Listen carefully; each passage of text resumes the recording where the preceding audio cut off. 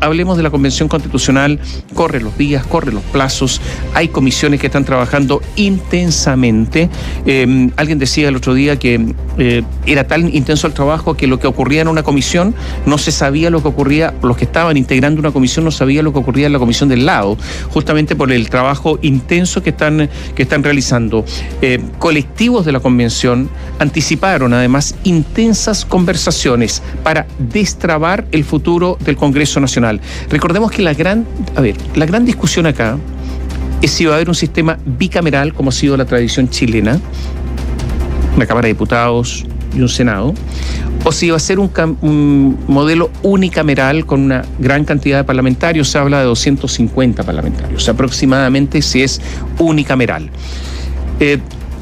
Hay un montón de argumentos a favor y en contra.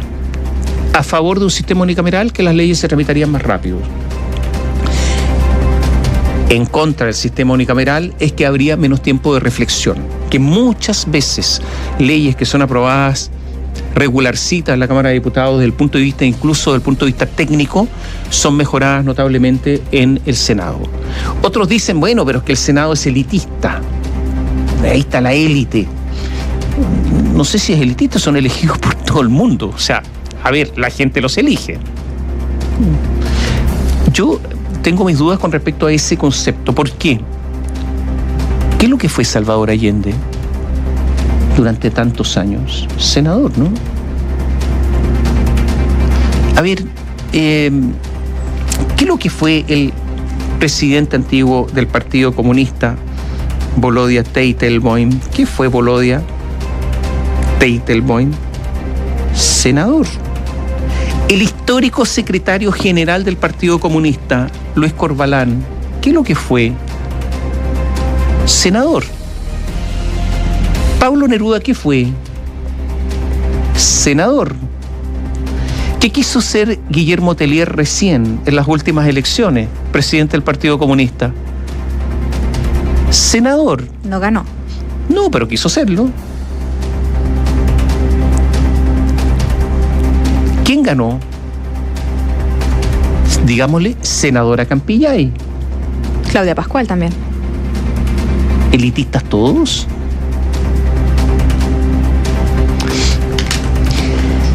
Digo esto porque al final las palabras empiezan a deteriorarse cuando uno empieza a registrar la historia, no solamente la historia antigua, sino que la historia reciente. ¿Por qué? A ver, ¿cuál es el argumento en favor de dos cámaras? ¿Cuál es el principalmente el argumento? Se dice que la Cámara de Diputados es más bien una cámara política y que representa a la población en general, y que la Cámara y que el Senado sería más bien, tendría un concepto de representación territorial. Eso, que así era en Chile, se fue deteriorando en el curso del tiempo por parte de los mismos parlamentarios. ¿Qué significa representación territorial? Que ustedes comprenderán que si Santiago tiene la misma cantidad de senadores que Aysén, eso significa que hay una representación territorial. No importa la población, sino que importa el territorio. De manera de tratar de igualar la cancha respecto del territorio. Eso se fue desvirtuando en el curso del tiempo y la región metropolitana aumentó el número de senadores, etc. Entonces, representaría a la población la Cámara de Diputados, representaría al territorio el Senado, y por lo tanto algunos críticos del unicameralismo, eso es, dicen que si hay una sola cámara, bueno, resulta que los que pierden son las regiones. Las regiones irían a cierta invisibilidad justamente porque no habría una representación territorial. Todo esto hay argumentos a favor y en contra, de todas maneras. Ahí están las grandes discusiones que se están dando. Pero ahora, por el momento, no hay ninguna fórmula que cuente, ninguna de estas dos fórmulas que cuente con los famosos 2/3 de apoyo, y por lo tanto todo esto deberá ser negociado. En los próximos días será la Comisión de Sistema Político la que tendrá que reactivar la discusión en general sobre la bicameralidad, y los sectores que buscan mantener al Senado aseguraron que la situación no está perdida. Toda esta información con Daniela Ruiz Tagle. Buenos días. ¿Cómo están? Muy buenos días. 103 votos a favor. Ese es el quórum que se requiere para la aprobación de las normas constitucionales en el Pleno y según anticipan desde la convención, ninguna norma cuenta preliminarmente con ese apoyo. Una de las mociones que más nudos tienen es la que busca eliminar el Senado, lo que ustedes estaban comentando, transformando el poder legislativo en un Congreso unicameral. La iniciativa fue aprobada el jueves en general por un voto de diferencia y no tiene los 2/3 requeridos para que esto sea avisado por el Pleno. Es por ello que se plantean distintas fórmulas para que se pueda alcanzar un consenso, facilitar la discusión en el Pleno. Una de ellas es modificar la norma sobre el sistema de gobierno que en comisión y en general quedó en presidencialismo atenuado. Está complejo el escenario porque son posturas con mucha dualidad, decía ayer un constituyente impulsor de la unicameralidad. En el fondo, o es eliminar el Senado o mantener las dos cámaras. No hay un punto medio de momento. Ricardo Montero, coordinador de la Comisión de Sistema Político, se refirió a la importancia de los acuerdos previos. A ver, lo primero es que el objetivo es compartido. Todos queremos aprobar una propuesta por 103 votos en el Pleno. Ahora tenemos que buscar de cualquier forma el acuerdo necesario que nos permita hacerlo. El ánimo está, ustedes lo vieron en las transmisiones en directo, eso se da igual cuando estamos conversando entre nosotros. Ahora lo que hay que ver es propuestas específicas que nos permitan llegar a acuerdos y que nos permitan la aprobación que es la real, que es la de 103 votos. La constituyente Cupo UDI, Marcela Cubillos, destacó que en los próximos días se votará una iniciativa popular de norma ingresada por la ciudadanía que busca mantener la bicameralidad. Esta ya alcanzó las 15.000 firmas, incluso la sobrepasó. Cubillos destacó que acá se podrá reabrir la discusión sobre esta materia que fue rechazada el jueves por la Comisión de Sistema Político. Previo a pensar en el Pleno, hay que tener claro que como la iniciativa popular que establece un Congreso bicameral alcanzó muchas más de 15.000 firmas, se tiene que tramitar en la Comisión como una norma más. Por lo tanto, la Comisión va a tener que de nuevo pronunciarse y ahora pronunciarse sobre una propuesta de Congreso bicameral apoyada por más de 15.000 ciudadanos que dicen claramente que eso es lo que quieren para Chile.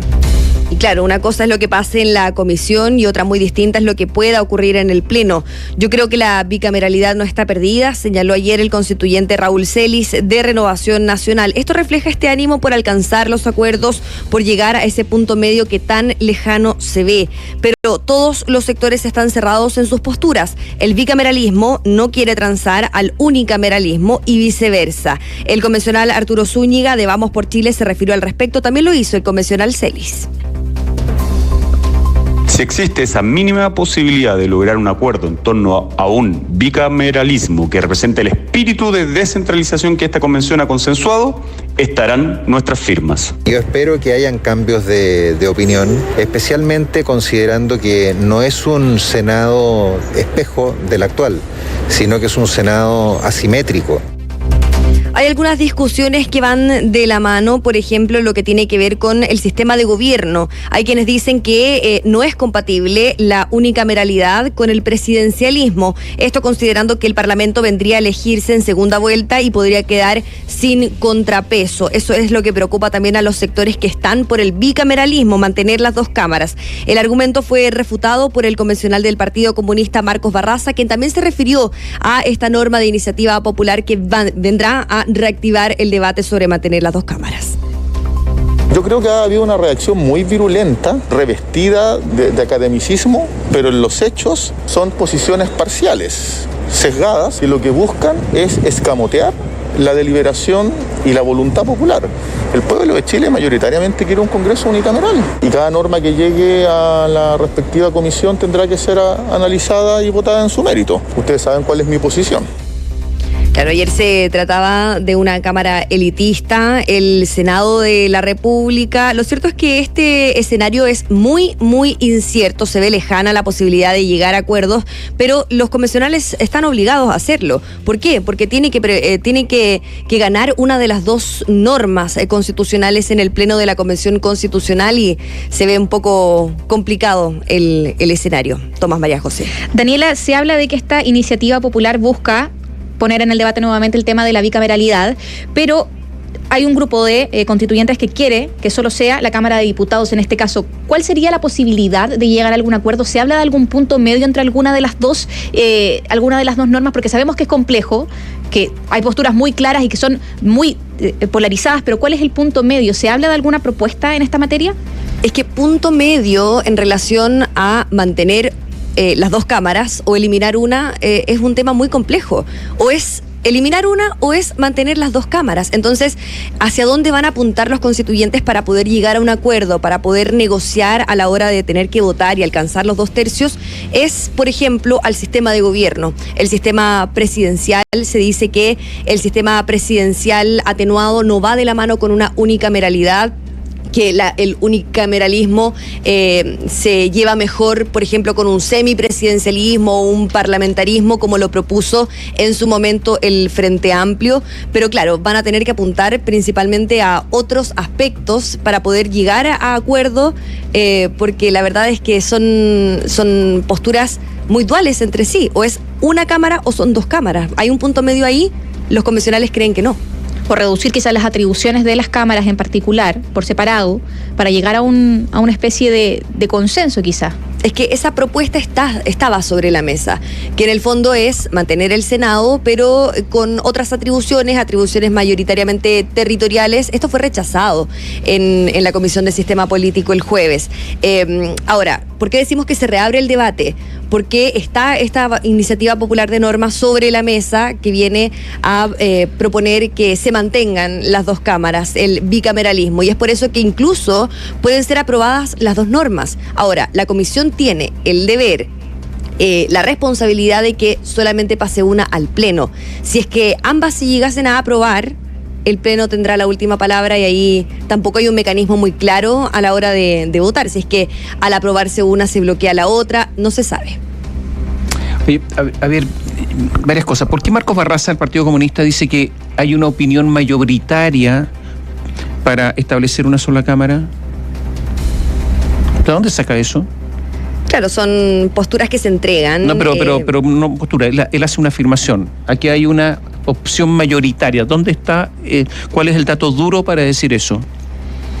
Mira, hay convencionales que sostienen sus posturas a propósito de las audiencias públicas que se realizaron en el proceso de escucha previo al ingreso de normas constitucionales.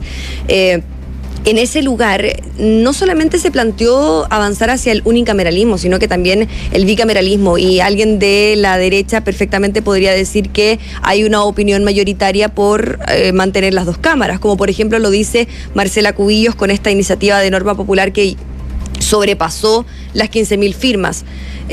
Son afirmaciones que hacen los convencionales que la verdad no sé cuál es el sustento tampoco, si es que se realizó algún mecanismo de encuesta o algo por el estilo. Oye, con respecto, a ver, una cosa es lo que está ocurriendo a nivel de la discusión sobre, estamos hablando del poder legislativo, pero otra cosa es lo que está pasando con las regiones. Se ha dicho, por ejemplo, que va a haber autonomía regional, que incluso las regiones podrían suscribir deuda pública. Y no solamente las regiones, también los municipios. Recientemente la Contraloría General de la República informó que el 52% de los municipios están siendo investigados por problemas de corrupción, de falta de probidad. Y por lo tanto se podría constituir cada municipio, cada región en un pequeño estado dentro del gran estado. Todo esto está siendo discutido en estos momentos. ¿Cómo está avanzando todo eso? O también sí, aquí hay una gran discusión y hay una especie de traba que hay que destrabar. Sí, la verdad es que ese tema se está viendo en la Comisión de Formas de Estado, y comentarles solamente algo. Esta semana no va a sesionar esa instancia. ¿Por qué? Porque se van a abocar al trabajo, en particular a la redacción de indicaciones. El trabajo se está realizando entre los mismos colectivos para poder llegar a un consenso en torno a esto, porque se había señalado que no estaba delimitada esta norma constitucional. Esto se va a saber a medida de que los convencionales vayan concretando los distintos acuerdos entre estos puntos, pero la verdad es que esta semana es crucial para eso, Tomás María José. Precisamente se dan estos días en que no va a sesionar esta instancia para poder ponerse de acuerdo entre sí, redactar las distintas indicaciones que posteriormente van a ser votadas en una de las etapas más relevantes de la convención, que es la discusión en particular, en donde se van a afinar las distintas indicaciones. Ahora, respecto a lo que tú dices, Tomás, sobre estas asambleas regionales que también se quieren instalar en lo que tiene que ver con formas de Estado, esto también va de la mano, decían algunos convencionales, con lo que es el Congreso unicameral, que no se llevaría bien, por ejemplo, avanzar en una asamblea regional con un unicameralismo, porque ¿qué ocurre ahí con la representación también? O sea, hablando de asambleas regionales, para que nuestros auditores entiendan, lo que se pretende es tener una especie de parlamento regional, ¿no es cierto? Una especie de parlamento regional. Parlamento que, por ejemplo, podría regular principios de libertad de expresión en cada región y, por lo tanto, podría haber más espacios de libertad o menos dependiendo del lugar donde se viva. ¿Algo así?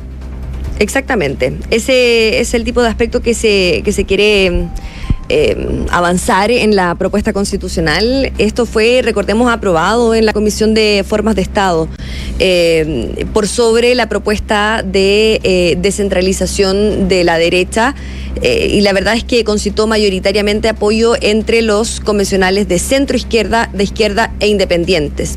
Vamos a ver qué va a pasar con la discusión en particular, en donde también va a ser clave esta intención por llegar a los 2/3. De momento, ninguna norma constitucional tiene los 2/3. Ya, pero eso significaría, a ver, tener prácticamente en los hechos un Estado federal. Eso decían algunos, que era un Estado federal de facto. Ahora, dicen algunos constituyentes que son defensores de esta iniciativa que no es así, que el país se va a seguir rigiendo por el mismo Código Penal, por la misma Constitución, y que las atribuciones que tendrían estas regiones con más autonomía serían más locales, por así decirlo, en relación a tema fiscal, y tiene que ver también con estas asambleas regionales que tendría menos facultades que el Congreso Nacional, serían temas más locales, pero lo cierto es que hay muchos constituyentes que dicen que esto es un Estado federal de facto. Muchas gracias. Gracias, Daniela.